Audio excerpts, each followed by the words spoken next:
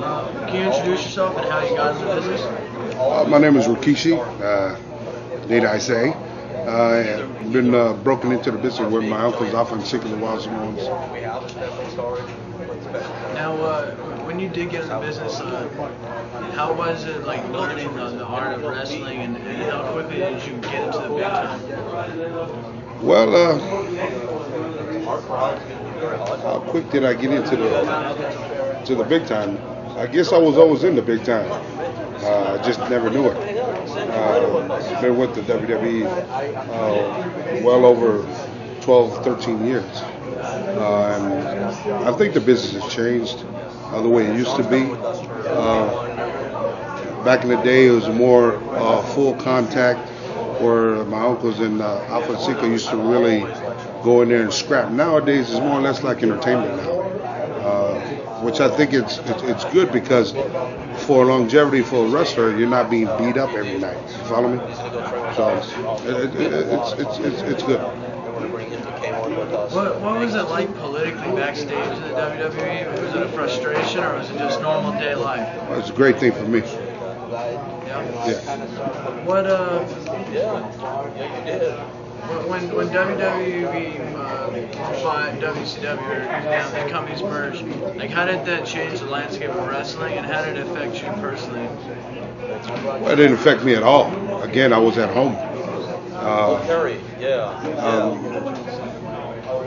I think it would probably hurt other wrestlers because that weren't in the WWE. The guys that were in WCW were probably worried about were they going to have a job for WWE. So I guess I wouldn't know how to answer that, because I wasn't in that position. And fortunately, I was with the WWE at the time. So yeah, I guess it hurt a lot of guys.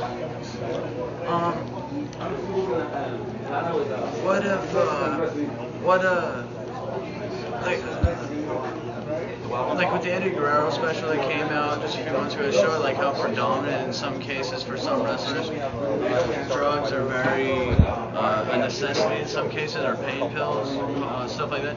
How does that affect the business, and how's it affecting wrestlers? Is it kind of that thing, is that ending, or is that just very strong right now on the business end? Well, me personally, I've never seen none of that, so I wouldn't be able to touch on that. As far as Eddie, I can personally say that Eddie is a very class act in himself. He's now a godly person, and I'm very happy that God touched Eddie in the way he has now. So I guess everybody has to pretty much do dirt in order to learn. And as far as the drugs and all that, I've never personally seen any myself. I'm not sure. I read this one time online that like every time you walk down the ring, I think it was like that. Yeah. What does that mean? Can you show us like what? Well, that was the thing that my little boy and my kids used to say, "Daddy, can you please give us a signal when you come out?" So that thing there was pretty much to my kids, to tell them that I love them. It's like that referee in boxing. I forgot his name, but he always used to do this. He was saying hello to his wife, and I seen that on HBO. I said, man, that's pretty cool, to giving a signal to your family without really saying something. So. What's your opinion on the internet and how there's reporters out there writing stuff personally about wrestlers and about rumors and storyline spoilers? What's your opinion on all that? I have none. I'm not an internet freak. As you can see, you give me a surfboard, I can ride a surfboard. But as far as the computers, man, I don't even know how to log on. What's your opinion of backyard wrestling? Dangerous. That's all? Dangerous. What if there's, like, I know like a lot of the professional wrestlers look at backyard wrestling like it's weapons, light tubes, jumping off the roof, stuff like that. What about backyarders that emulate, what about if they emulate, the wrestlers they see on TV are a Japanese style? Do you respect that more? You know what I guess I want to say to the backyard wrestlers is pretty much, you need to be careful what you do out there and what you show on TV, because if that's your gig, what you like to do, and it sends out a message to these other young kids here, which mixes up with the wrestling that we do. See, we're we're trained professionals to do what we do. I had to go through schools and schools, hours and hours of training before I got where I am. Now, when kids see the backyard wrestling, they think, wow, but they don't know that these kids here at backyard wrestling has no type of training whatsoever. They are trying to be like us. You follow me? So that's why I say backyard wrestling is very dangerous. It can send out the wrong message, which it does to the young kids as far as what wrestling is. Now, you were recently released from WWE. Like, what exactly happened? Why did they release you? Because you were so predominant for many years. So I probably had some fans confused as to why.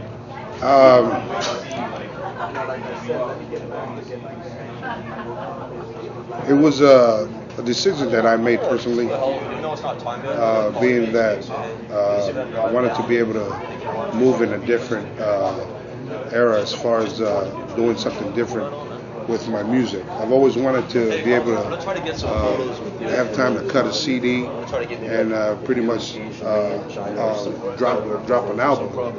And just how I seen how Rikishi was fitted in, there was really no. I feel sorry for the fans because I'm not able to come back to do what I do best, raise the roof and have these people jumping off their seats. But it was just time for me to move on.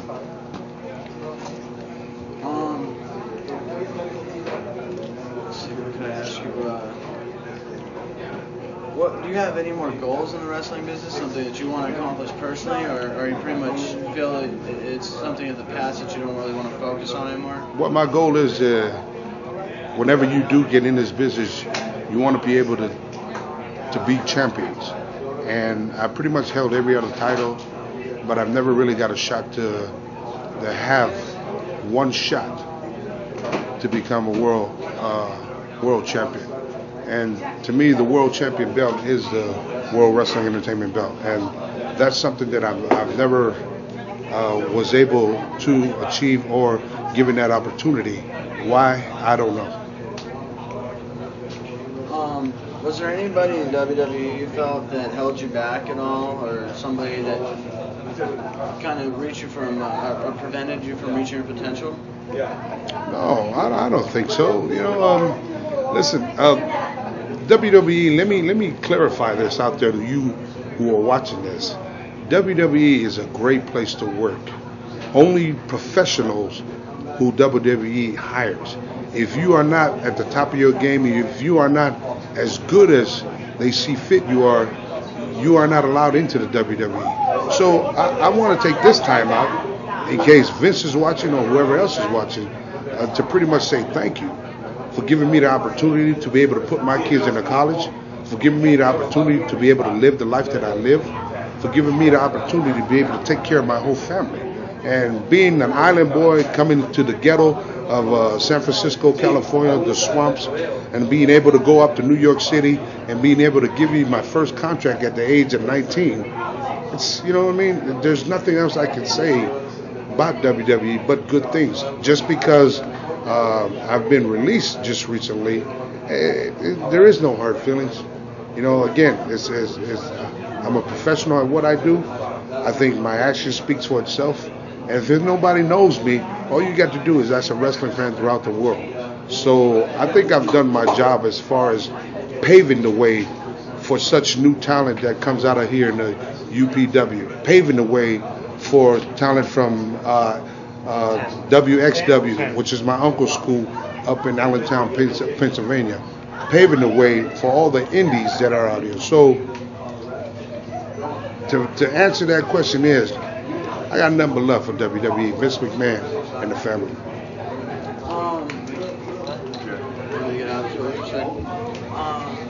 Is there anything specific that you want me to ask you that you might want to speak about, or that's not on your mind? It's up to you. I don't know. I'm sure you have stuff there's probably something that on your mind that you'd like to answer. Well, no, not really, man. I'm at peace with everything. Everything's cool. Let me ask you this. like behind the scenes, like all the fans hear about ribs and the pranks wrestlers will pull on each other. Can you tell me something that had happened to you? Oh man, we're talking 12 years of ribs. You want me to say? You know what? Unfortunately, I was the guy that never really got ribbed on. Being, I guess, was a respect in the business. A young guy who started early, but at the same time, I had a lot of guys that respected me, and I thank God for that. You know, it was, I guess, when guys see you being one of the OGs in the business, sort of like, I guess, 12, 13 years. I started young, but then I feel old, and I'm not really that old yet. But I never really got ribbed on. But of course, I've seen a lot of ribs that happened back there. As far as guy's suitcase, the guy will come back from his match, and all of a sudden you'll see his suitcase hanging up from the rafters, chained up with dog chains. Or a guy will come back from his match, you'll open his bags, and you see that he doesn't have his gear or his clothes in there. Maybe there might be shaving cream full in the bag. So there was a lot of ribs. You might come out one time from the show, you go out to your car and your tires are missing. Seats are out from the car, so it was a lot, but there've never been like real serious ribs. What's a rib that you personally pulled on somebody? What would I? I'm sure you ribbed somebody. My rib. All right, you ready for this? Yep. This is going to be Rikishi confidential now. It's coming out. My rib would be this. If I didn't like anybody and the guy that I knew that was going to wrestle, I'd wait for him a long time. If we were sitting in the back and this guy here would rib me and think that I didn't know it, then maybe once, I won't put it over the first day or second day. I'll wait till down the line comes. Might be 1 month, might be 2 months. But what I'll do, I'll finally see when we're booked and working together. That's when Kishi, I have 3 pair of tights.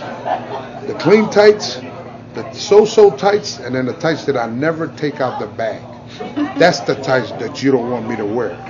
So that's my rib there. When I don't like somebody, I'll pull out the tights that I never bring out the bag. And believe me, when I walk out to the arena, everybody gonna smell what I'm cooking.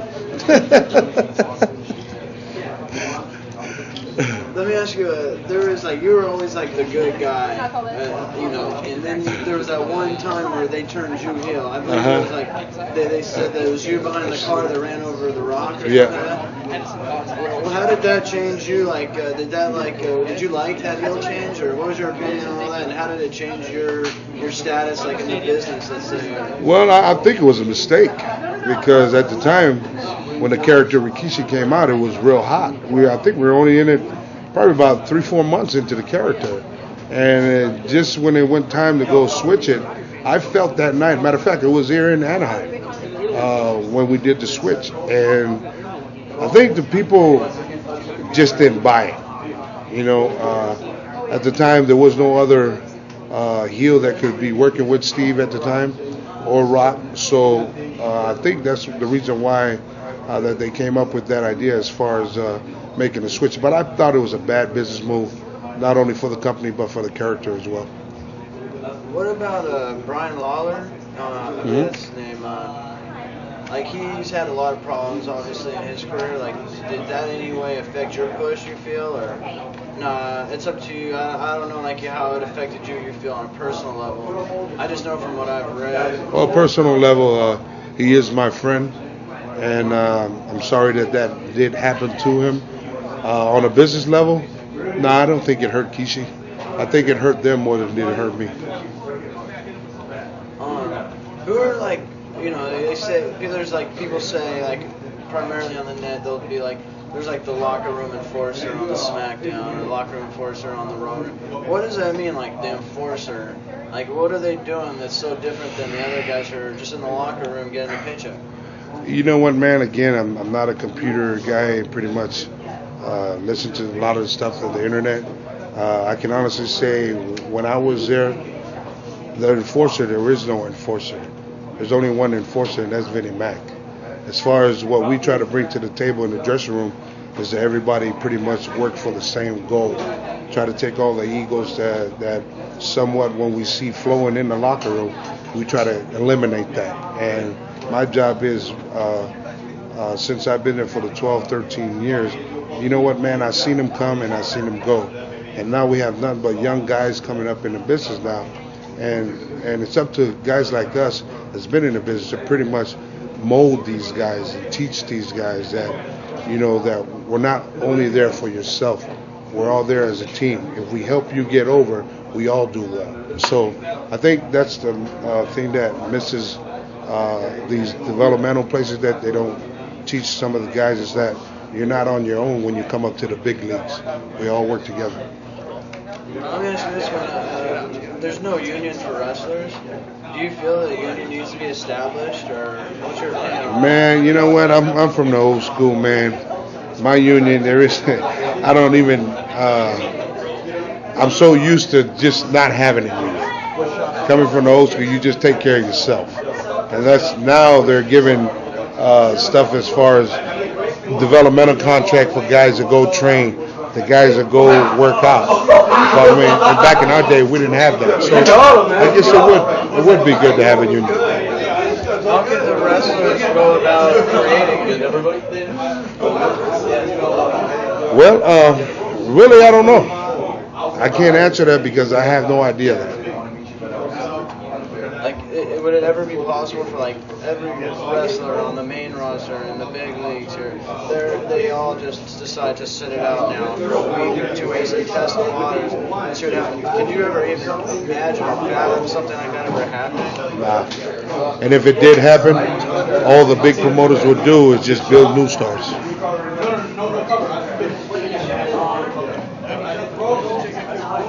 I'm trying to think of a question for you. How does your family history, like, can you tell me about your family history? Like, it was your father or your uncle that was... Yeah, it was my uncles that pretty much brought me to the big leagues, Alpha and Sika. Then we have High Chief Peter Maivia, who's our uncle, and Rocky, The Rock, who is my cousin. And I have the Tonga Kid, who is my brother. I have the late Yokozuna, who passed away, who's my first cousin. I have Samu, who's my first cousin, who used to be my partner as a head shrinkers. His father is Alpha. So my sister is Alpha and Sika, my mother is Alpha and Sika's sister. Then we have Rosie, who's still in the WWE, who teams up with Hurricane. And we also have my younger brother, Jamal. And we got a few more Samoans that are about ready coming. So I guess we are the biggest family of professional wrestling today.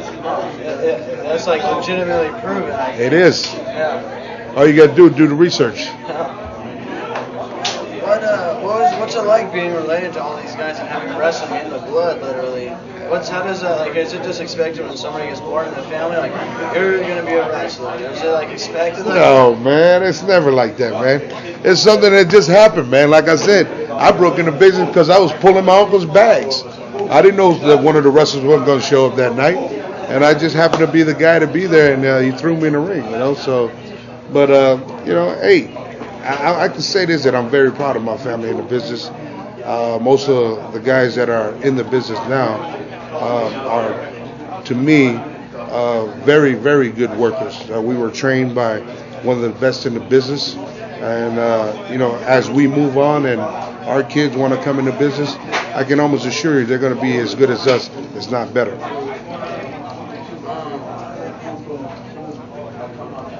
You didn't tell me you were going to ask me 100 questions. I'll give you a prank on it. This guy's prank. My feet on the chair. And this no, it's fine. I can work on it just a little bit like this. Doesn't. What do you need?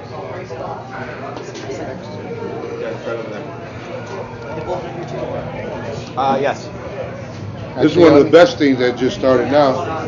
Guys, now. Let's go. Right now. No, I'm doing a leg lock. Need you to break it up. This is the first match.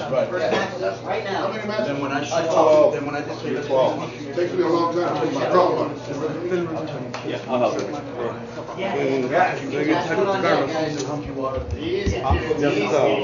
Yeah. Especially from you. Last time you were here, I was afraid for all the girls. Well, They were like, oh my god! Yeah, big time.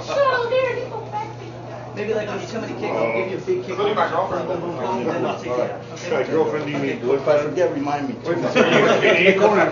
Throw me him. Oh. Throw my bucket. Everyone to juice.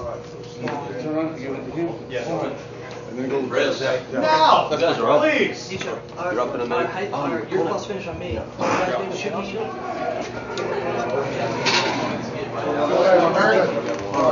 You know me. You're hitting the right spot too. You're not gonna hit? Yeah. Work you a little bit, relax for me. Yeah. Well, yeah, he knows. He's got to know his stuff.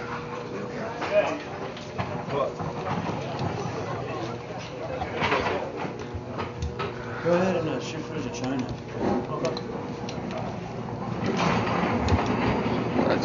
Relax, big man. Trying to. I know. Yeah, he's sprinting pretty good. Okay. You need someone to tape you up, right? Yeah. I'll tape you up. I'll tape Okay. you up real good. Go ahead and just relax and keep it up a little Okay. bit for a while. All Okay? Put your shoe back on. How about this? Come on, man. Twat, I clung to you. It's not my fault. I'll figure it out later. Like I said, just relax it. You'll be okay. Just, if you have any more problems, let me know. All right. So I need you to take me up right. I will tape you up. Literally, I will come back. I'm ready when you're ready. Whenever you're up. I'm gonna get dressed. What happened to your ankle? This was an old injury that I've been working on. You know, I sprained it in South Africa probably about 2 months ago, and it's just one of those things one of those injuries. If you don't lay off of it, that it keeps on coming back. And in our case, you get hurt and you're still working. You know, you never really want to take time off when you're figured in. You know? The good thing about it now is they have trainers now. You know, when you're hurt, they're able to be there to help you out, and they have people that massage you and so forth. Those are like the people that I like to see every night before I go out there. Didn't you have surgery on your ankle or something like that, or no? I had shoulder surgery. My right shoulder had a rotator cuff. Oh, I got shot and had surgery in my stomach. I had 2 bullets with 22 hit me here. okay. Can you tell me about that? Like, how did that happen? Was that a drive-by or what? Yeah, it was a drive-by, and back when I first started my career in 1987, 86. Just being at the wrong place at the wrong time, went to visit a friend, and had a car roll by, and bullets went off, and we all hit the floor, and I had a glass of milk in my hand. When the shots went off, we hit the floor, and as I was laying there, all of a sudden I noticed I had the milk was mixed up with blood. And they took me to the hospital and told me I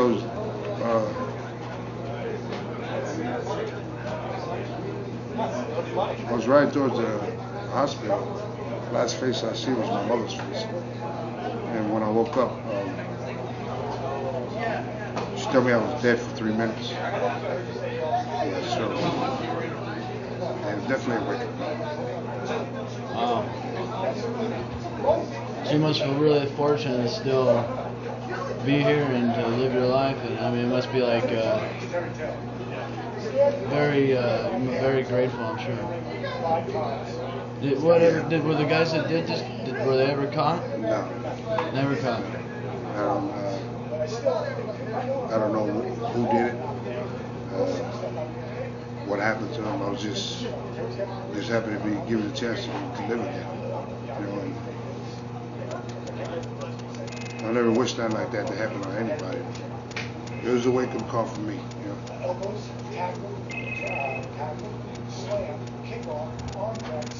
Hello? Am I in what? I'm in LA. What's up?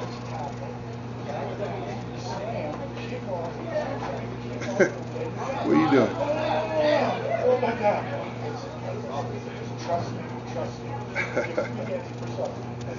I'll be up there soon. I'll see you guys up there when I go. And I'm at work right now. I'm getting ready to do an interview. Okay. I'll call you and I'll let you know.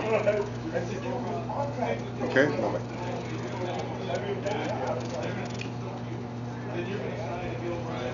It's the worst thing I ever got. Not somebody calling you for tickets, calling you for something, you know.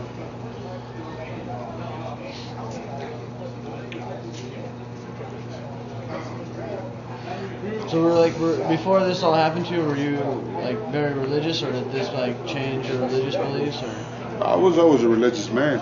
My family's, my grandfather's a preacher. Passed away, helped put up the first church in San Francisco, California. That's what I do on my free time, is to be able to go out to all these different churches and help them out as far as raising money for the church.